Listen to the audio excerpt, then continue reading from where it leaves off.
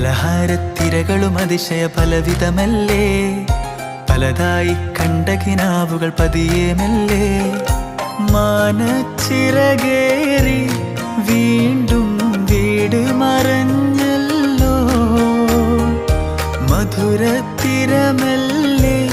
വീണ്ടും പാടെ മറന്നല്ലോ. കണ്ടൂരാവിതളിൽ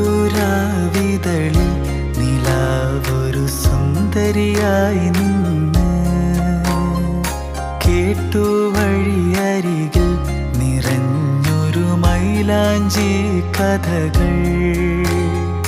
കാതിൽ കൊതിയേറും ഇലാ